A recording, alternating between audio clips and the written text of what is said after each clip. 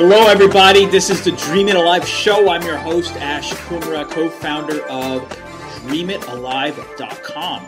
DreamItAlive.com is a global community that guides you to create your dream life with visualization tools, dream boards, and helpful personal development content. So check it out. Why not become the best version of you at DreamItAlive.com.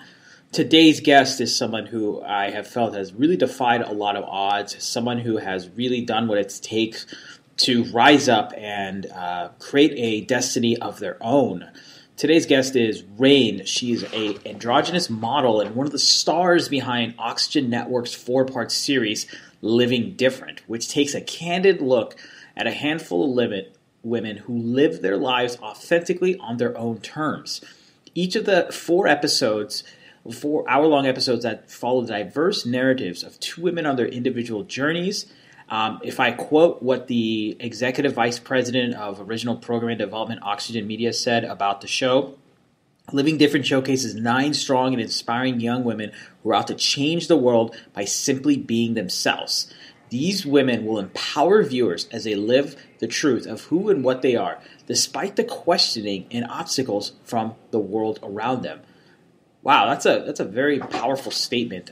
This is something that is, very powerful and something that I hope everyone can really take to heart. Defying all odds is something that we all have done in our lives, or we all have aspired to, because it's quite simple. It's one thing to create your dreams and goals. It's another thing to say, hey, I need to do whatever it takes to make those dreams and goals happen. It's not always sunshine on the other side of the world. Sometimes there's going to be troughs, sometimes there'll be obstacles, but it doesn't matter. I got to stick to my dreams and goals, and I got to make it happen. And let's all hope that from this conversation with Rain that we can all get inspired and not only learn how she has defied odds to achieve the success she's had and be in this amazing show, but also how we can all defy the odds that sometimes come in our way. So Rain, how are you doing today? I'm doing pretty fantabulous. How you doing, sir? Hey, I'm doing great. Thank you for being on the show. Thanks for having me. Well, why don't you tell us I'm going to go out into the wide world for you here. Here you go. All right. Why don't you tell us a little about your journey? Specifically, I want to know about, where you grew up and why you decided to become a model. Well, I grew up a small, poor farm child in the Northeast Kingdom of Vermont, but I had no idea that I was going to be a model, and I didn't really have a desire to model. I grew up with hand-me-down Goodwill and the occasional yard sale recycling kind of situation when it came to what I put on my body. But what happened was I lost a bet during a football game to another model, and that's how I ended up, going into this industry. Later on down the line, when I was mistaken for a male at a casting call, my career took off pretty quickly, and I realized that even though I was pursuing a life of working for the UN and saving small children in Africa with a genetic engineering degree, I realized maybe this is a way to have a larger voice and maybe create a bigger impact. So that's why I'm pursuing it right now. That's amazing, Rain. Well, what was it like in the early days of being a model? It was awkward. I had never really planned on doing this, and I don't wear makeup on the daily. I still don't, and I'm not really sure I can always see the justification in a $5,000 skirt, But in the very beginning, it was a really great opportunity to kind of discover various sides of myself. I guess that were kind of undiscovered. There were a lot of people who pointed out the fact that I wasn't pretty enough to be a female model, or maybe I was too big, I was too fat, too everything, and not enough of a lot. And as far as doing male modeling, as I do model both male and female, it was the same kind of thing as well. You have breasts, so it's too much too much of that, and you're not handsome enough, you're not, your muscle mass is not big enough. There was a lot of people telling you what you weren't, and it took a lot of focus to kind of think about what you want to be, and that's kind of, in the beginning, it was just a lot of awkward, like a duck. It looks graceful, but its little feet are going so fast under the water. That's kind of how I would describe that experience. I'm curious.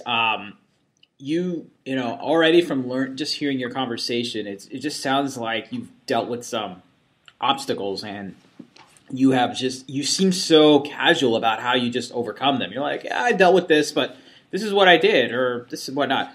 I'm just curious, like, what kind of mindset do you have? Like, I want to know, like, what do you do when an obstacle comes in front of you? Like, how do you overcome it? And it could be anything, personal, business, anything. I'm not looking for, it's just, how do you deal with things? Because you seem like to have a very resilient mindset. Well, I used to be a firefighter for a year, and when I went through that process, I really saw a lot of destruction and a lot of things that you would lose overnight. Whole homes and forests and lives just in a second. And it really made me realize that you really have to be present, and you really have to be in love with everything that you have, because it's completely unique. And there's no substitute for the opportunity to experience any kind of emotion and any kind of physical interaction around you. So when I get these negative feedbacks, I appreciate the opportunity to feel anything. I appreciate the opportunity to really have that person even recognize me. The fact that they're taking the time to even be upset with me means that they've seen me, and for me, that's a really great opportunity, something that could be gone tomorrow. And I know who I am, and I know what I want to give the world, and, not everyone wants me to fit into their kind of idea of what they want to promote for themselves or who they want to hang out with. But that means that they're not a part of the kinds of things I want to promote and the kinds of things I want to hang out with. So I just kind of live in the moment, and I just really enjoy I enjoy the whole process and the opportunity to have the process. And I think for many people out there who go through a lot of more difficult facets of their life, whether it is personal or business, or even just going through education, they just have to really realize that the fact that they are able to experience those walls is so incredible. They're not comatose. They're not sitting at the bottom of a lake somewhere. They're alive, and they're alive right now, and that's such a beautiful thing. That's so beautiful, and I totally agree with you. And I love how you just said you live in the now. One more question about your kind of personal mindset and habits, and then we'll dive into the show that you're going to be on, which is, I believe, premiering tomorrow. Oh, tell us about, premiering next Tuesday, I'm sorry. Tell us about your, what habits do you do every day? I mean, you seem to be a fit person. You seem to have a very positive outlook. I mean, do you do yoga, meditation? Do you do goal setting, vision boards? Like, what do you do? So one of the things that's really unique about my life at the current moment is I realized that in order for you to be open for change and open for, kind of a shifting life, because my life is a very shifting life, you do have to be very organized. So I have a very simplified life. Everything I own, even though I'm a model, fits into a backpack, and that's that. And I don't have a specific kind of routine, but every morning when I wake up, I do have a bullet point list of things I would love to have accomplished, knowing that these things might change, and I remind myself every morning that things may change and that that's okay. At the end of the day, at the end of every day, I sit down and I really think about the things that I've taken from the day, and I always write it down on a little sticky note. I have like a little flip book of like sticky notes, because I know that every day there's something to take away from that day. And that way I go to bed knowing that even if it feels like the day was a total bust, I've had an experience, and that experience is a day, and that day was lived. So those are really the only things I do. Yoga is fun, but I don't really do it as a routine. And I don't really meditate as a routine. I just, like I said, I live in the moment, and I end cap every day with positive intention, and that's really all there is to it. Okay, I lied. I actually have one more last question because you just struck a chord when you said intentions, and I'm all about intentions. What are some positive intentions you want for the world right now? One of the things that I really want for the world is I really want the world to realize that while we are unified in a certain kind of way, every person is just a person. We divide ourselves into a binary gender format, and the whole world is divided in half right out the get-go. It's a boy, it's a girl, when you pop out of the womb. And I really want people to have permission to just be a person, just be a human being. That's my intention for today. It's my intention every single day. It was the intention with doing this show. Is I just want people to stop trying to define who they are and just be who they are, and that's that. Yeah. That's cool. No, that's cool. Well, why don't you tell us a little more about Living Different and how this whole opportunity came about to you?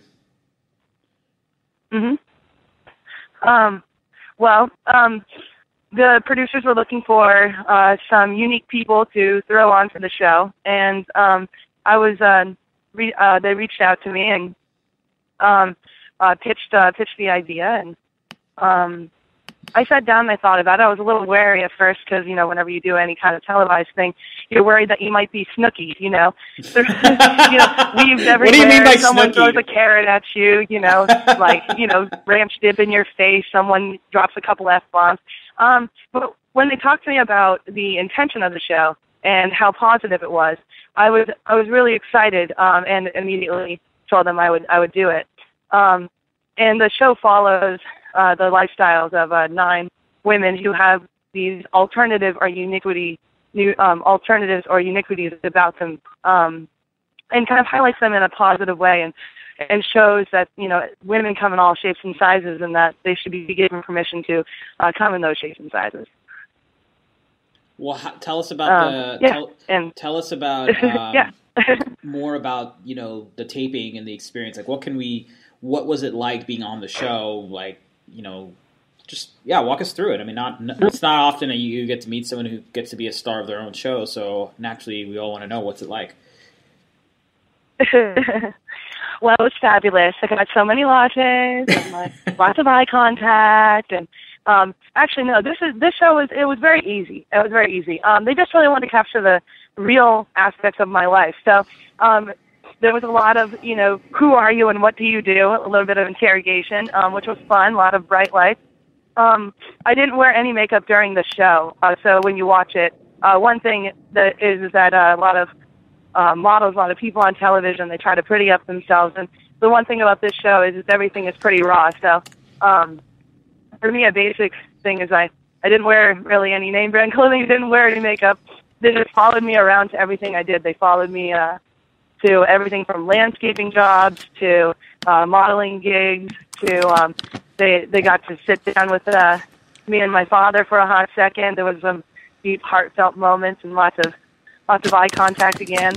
But it was really great. It actually was it was a huge eye-opening experience. They really made me think about the life that I have and what it really means, and how, what it really has to offer the world besides the little microcosms I had already fabricated myself. But it was cool. Yeah, they had 2 giant cameras.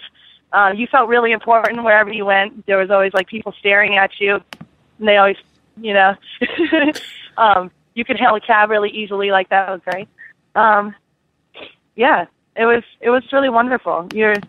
I felt like when you have a show that is so positively intended, there wasn't really anything to worry about. There was no drama. It was very fun. Great. That's awesome. Oh, that's I mean, you're a very lucky person. I live in the Los Angeles area, and I know a lot of people that would love to be on television, even if it's what you're doing. I mean, specifically, I mean, you were documented for your life and your story, the good and the bad, what you went through. What advice would you have for someone who has that dream of wanting to be on TV, or specifically wants to have their story shown to the world? Can you repeat that question one more time? Yeah. What advice would you give to that younger Rain, that younger person who wants to be able to express their story on a medium like TV? Like, what would you say they should do? Well, the first thing that anyone should really do is figure out what they want to say. Who are you? What do you have to offer? Why should I listen? These are really important things because you want to make sure that it comes across clear and that you come across clearly. You have to know who you want to hear what you have to say. So once you figure out those aspects, then you know who you want to talk to. Are you going to talk to Oxygen, who does, they're all about empowering women and empowering young people, or do you want to talk to kind of maybe an older demographic? It comes down to a lot of thought about who you are and how you want to be represented, and then you just reach out.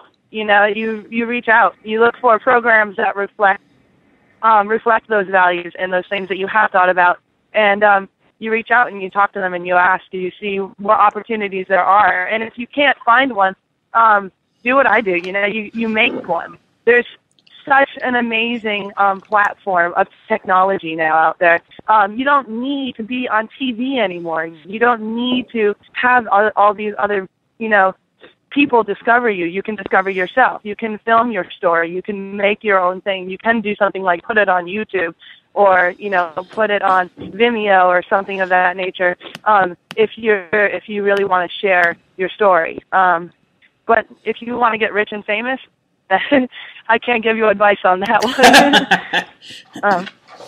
No. That was a bit more of a lucky coin toss. But if you want to share your story, you want people to see you, then you have to organize what that is, and then look for those outlets. And don't give up. You're gonna get a lot of rejection. You have to keep on just focusing and keep on trying, keep on knocking on doors until people are tired of hearing you knock and they let you in. Oh, that's awesome. What would you like? I know the show when it airs is going to be watched by many of your friends and family, and specifically your father. I'm hoping, since that was one of the reasons why you wanted to be on the show. What would you like them to get out of watching the show? I want them to know that there is a good kid. For my family, my parents specifically. I love my parents very much, and for them, it's a little harder, I grew up in a space that had parents who weren't very financially stable, and they couldn't fund my dream of going to college or my dream of being a model. They had to sit by and let me work through my struggle. They had to let me be homeless. They had to let me go through that process because they couldn't afford to, financially, give back. And they kind of took a step back from my life because I think that was hard for them to see. They didn't want that responsibility. And watching the show, they're going to see that there was an evolution and that there was a success that came out of that I was able to create myself. And the reason why I got those successes, it wasn't because I was alone. It was because, ironically, even though they weren't able to contribute to what I was doing financially, they gave me the skill sets I needed in order to be successful. They gave me both the male and the female kind of sides that I use today, from employment to my modeling life to my dating life. And because of that, I am very successful in what I'm doing, and I'm very grateful to them. So I hope that they watch this and that they feel empowered. And I hope my friends and I hope my family watch it on the other side and realize that, you don't have to have other people discover you. You can discover yourself, and you are possible. You are totally possible. When I say you are possible, I mean whatever you want to be is possible. You just have to find it in yourself, and you just have to be it. Don't wait for somebody to tell you that you are it. You just have to be it, and it's such a beautiful thing when that happens, and I hope they see that journey. Wow. Well, Rain, I can tell you right now, you're a very wise soul for your age. You're very wise. I mean, the stuff that you're saying is like stuff that I would read in a traditional self-help book. And the fact that you're saying all this so naturally and confidently, I know that you're going to have a lot of continued success. And my last question to you is, if you could talk, if you could talk to that younger version of yourself, that person who just got into modeling, what advice would you give that younger Rain? What advice would I give my younger self? Yeah. Oh goodness. I would have told. I think the hardest thing for me in the very beginning was I felt alone. I felt very lonely. I was surrounded by millions of people, but yet I felt alone. And that was the hardest thing, was fighting that loneliness. I think that thing is the thing that drives us crazy. And I think I would have given myself kind of the advice that it's okay. It's okay to like say hi to a stranger. It's okay to reach out. It's okay to talk to people. When you're having a hard time, when you're having a hard day, oftentimes you make the mistake of believing that telling other people that you're having a hard day is going to burden them in some way, and so you bottle it up yourself and you beat yourself down with it. And I think I would have given myself permission to tell people that I was having a hard day or that things weren't going as I had planned. I think it would have saved a lot of mental strife in the very start of my career. Yeah. Okay. Well, Rain, on behalf of DreamItAlive.com and on behalf of the people that are hearing this interview, and behalf of all the people that want to achieve their dreams and goals, more importantly, thank you for what you're doing. Cannot wait to see your show. I know it starts on Tuesday, January 6th, 9 p.m., 8 p.m. Central Time on Oxygen Network. And just can't wait to support you in the show, and best of luck with everything in your life. Thank you so much, sir. Have a fantastic 2015. Maybe I'll see something about you coming out soon. Thanks. Bye-bye.